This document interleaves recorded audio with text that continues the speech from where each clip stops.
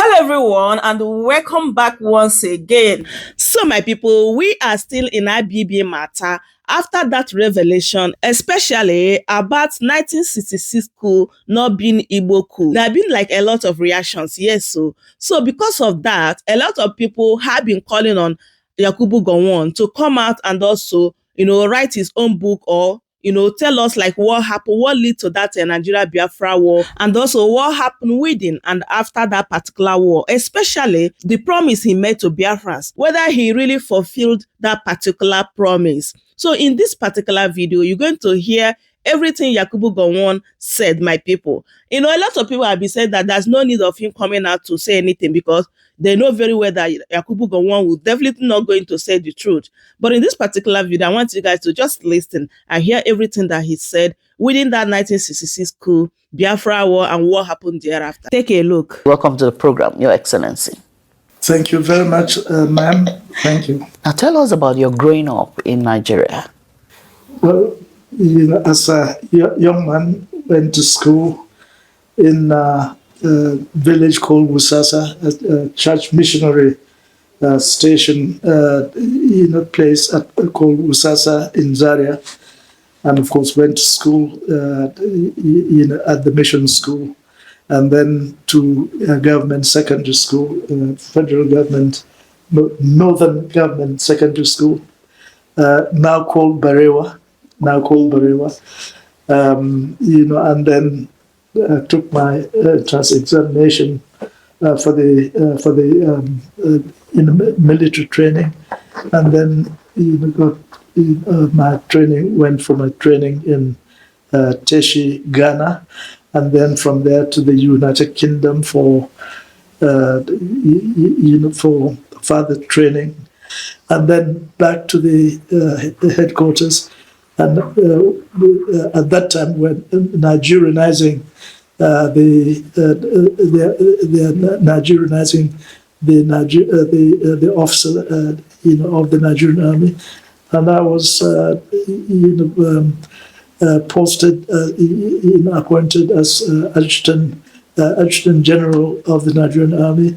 Well, that is, we are the principal staff officer. Okay. Dealing with administration, discipline, and promotion, etc. Okay. Under the colonial. Yes, and then Ojukwu was, we were promoted at the same time with Ojukwu. Are you serious? Ojukwu, he as a quartermaster general, okay. And David Ejo led the governor, former governor of the Midwest. He was the GSO1. After that course, I came back, and then within 36 hours of my arrival, yes, a coup took place, and all my colleagues, that we came from the same school.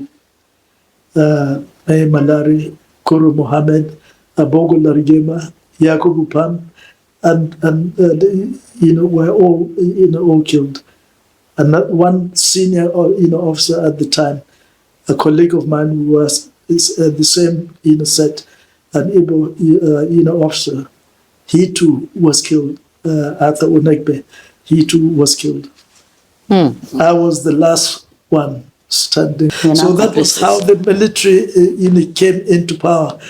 Now, can you give us the events that led to your becoming the head of state at the age of 31? After the first, that coup, and things were back to order.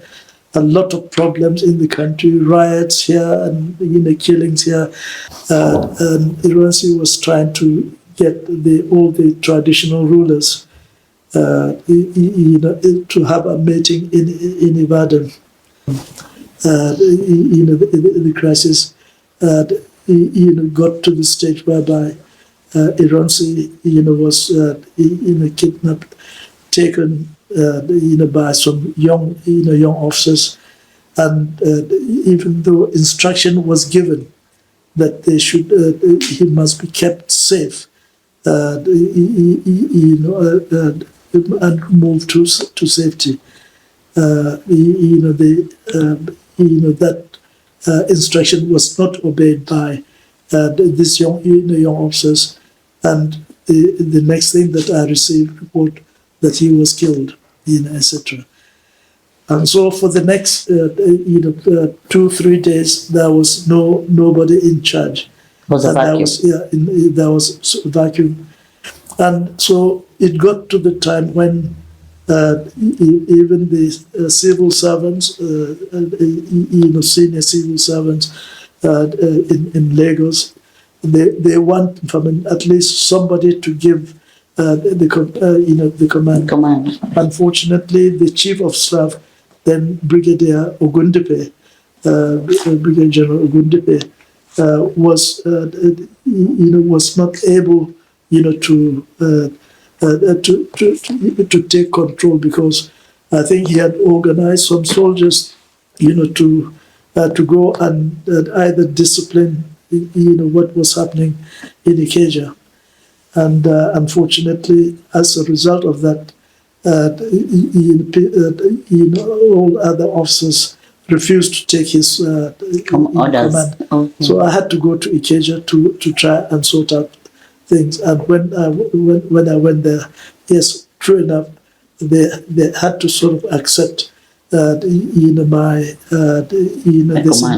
command. They said at that time they're not accepting any instruction from anyone else other than myself at that time.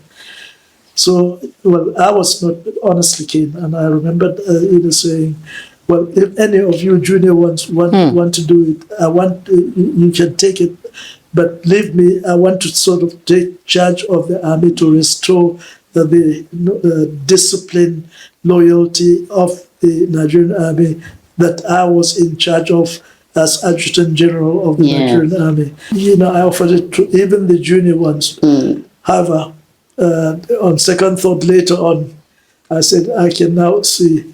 But then, if I mean, the diplomatic corps also, they want at least anybody who can be listened to. Wow. So that is when it came to me. Now, the young officers said, no, they would not like anybody else other than myself. Wow. Other than myself. That was a lot of responsibility. Yeah, so I said, well, look, it is not now. So when it got to the stage whereby, yes, if that is the case, if they've said that, I made known to the other senior officers that we were in government together at the time, and of course, they said, well, look, I think the best thing that we should do is to accept something that can ensure that with the military or the army is brought under control, and at least is loyal to whichever leadership that will come. So that was, I think, at the time that I was being virtually asked, look, to take charge, take control, and I did. But when it became very clear to me that I was going to be the head of state, the fear that really came, on me, honestly, in fact, the fear that you have when you're about taking your school certificate, I don't know whether you remember. What sustained you when you were in power, when you took over power after the vacuum? Well, so in the end, what I had to do was that I asked, when it became abundantly clear that I cannot get away from it, I asked everybody to leave the room, and I went down on my knee and prayed to God that at least God knows that it is not my wish, my intention, that this should happen. But right the way through, He has seen me through. So I prayed to God to give me the courage, of David and the wisdom of Solomon, to be able to do the right thing for the country, for the people, and for our nation. And honestly, I must admit, after that prayer, I said, show me the way to do it. You got your confidence. My confidence returned. And I know that I cannot do it. I have not been in government. I know, yes, in the army, I know what to do. I can give various instructions. But what I needed now to do was to get the cooperation of other people outside even the army. And of course, since there are no politicians for me to discuss with or work with, at least there is the civil servants. Okay. The civil servants, in Nigeria, and of course, a number of them have been my permanent secretary, Ministry of Defense. And of course, some of them we had worked with, at various conferences, meeting, for to discuss, the independence celebrations, at that time. Wow. And of course, so if I had to, depend on them, I said, well, how the government is done. You give advice to the government. So I'll rely on you, to help be able to, so that if we can work together in the interest, of the country. You truly are a man of history. Now let's come to the Civil War. You led the Civil War. Can you tell us the lessons you learned after the war, so that the generations that has not encountered war will understand why it is necessary to maintain peace at all costs? After the war, after the Civil War, I know what various people went through. Now, honestly, war is not something that you wanted to do. I was only forced to do it, but not to fight the people, the old people, the pregnant women, children, etc. No, I think it was, I gave instruction to the soldiers. There is an instruction how they are to behave, to look after, to protect the people, the older people. Only those who take up arms against them. That was the thing.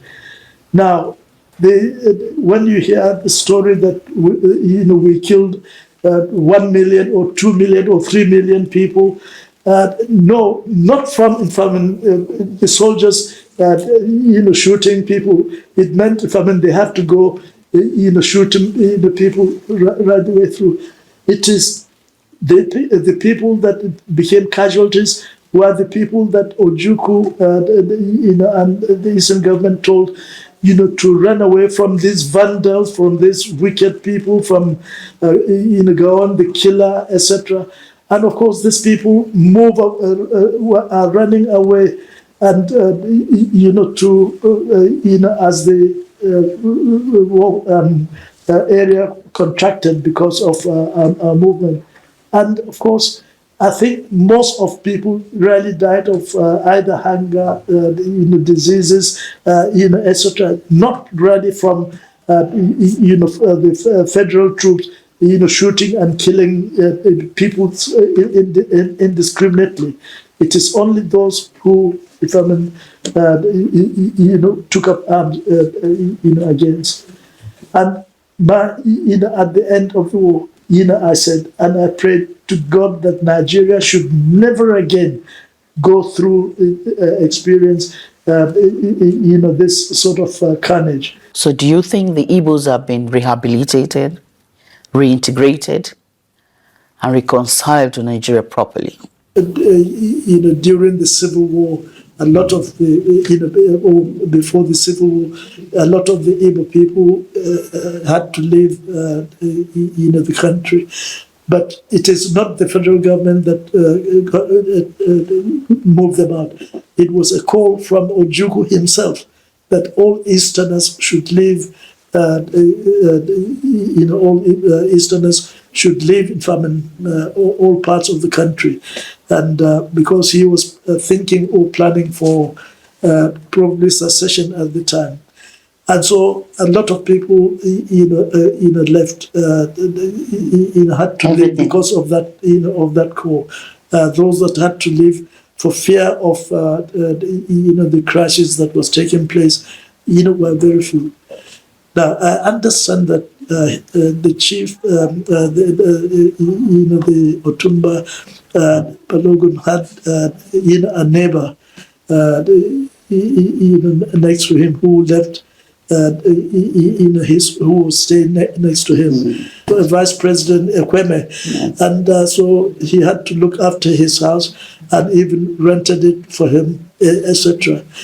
And at the end of the Civil War, when I asked that we should adopt our 3 R's.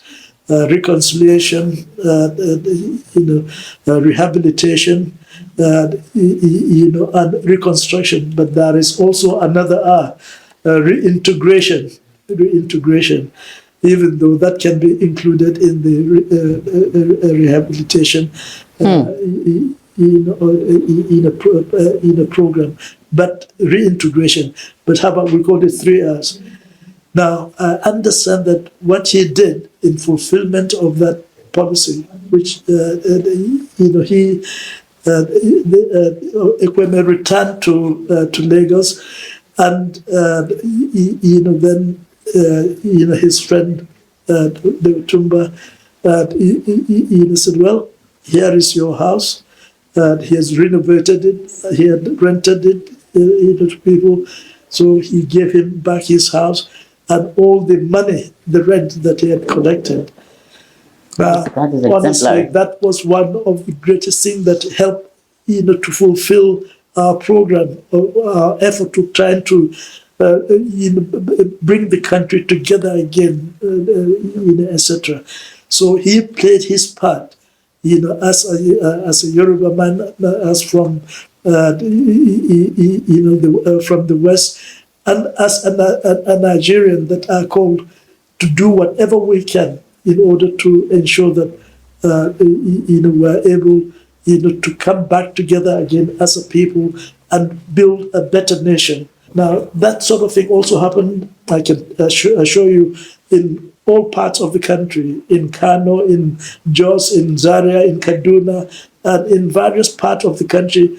A lot of the Igbo people left almost immediately as soon as the war was over. They went back and they got their property and whatever rent that was given to them. At least that helped, to bring about the reconciliation that is required in order for the country now to become one again and to move forward. You are the initiator of the National Youth Service Corps. Do you think the objective for which it was set up has been met and sustained? Because there are also some schools of thought that are saying that it should be scrapped. What's your take, Your Excellency? Now, I can tell you this, that they are very, very happy with it, and the improvement in the scheme from the way when it started during our time, but what they have now, the youth corps have done to all the states, states and local governments throughout the country, the improvement that they've made and the reputation they've had from people. I can assure you, today the improvement of the youth corps service is so much that it is the youth corps themselves that are saying, yes, please let it continue. Let it continue, because it is giving us even new adventure. The whole idea was for the young people to know their country, Those who live in Lagos send them to either Maiduguri or to Sokoto. Those from Sokoto send them to Calabar or to Port Harcourt so that they can learn how to swim. That really helped our young people to know themselves, and they will grow as knowing themselves as Nigerians. Not just part of their own particular area where they came from. So, I can assure you, that idea is a good idea, and to help the youth, and to me, anything that can do that, so that because they would be the future of your country. Your Excellency, of all your legacies, which is the closest to your heart? I think, that I was able to keep the country together. Okay. And then, to ensure we had the opportunity to really move this country beyond what it is before return to democracy. But we had, a economic plan that would have taken this country beyond. Honestly, we are at the stage of even beginning to industrialize. Yes. After the Civil War, the development plan we had, that was for reconstruction, to help the country.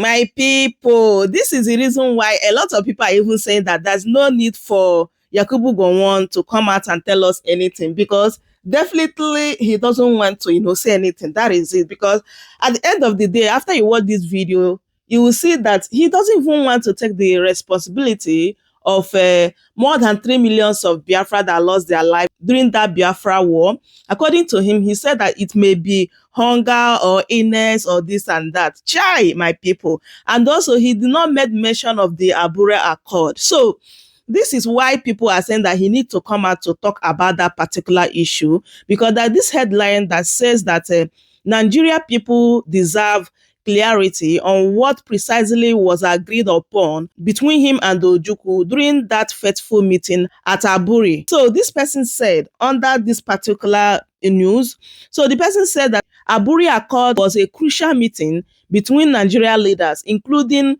Colonel Chukwuemeka Ojukwu and General Yakubu Gowon, held in Aburi, Ghana, on January 4th and 5th, 1967. The meeting aimed to resolve the country's internal conflict and prevent a civil war. So this person now said, yes, Yakubu Gowon needs to put to the rest how it began and ended. When the civil war could have been avoided after Aburi, Gowon needs to speak out before his death.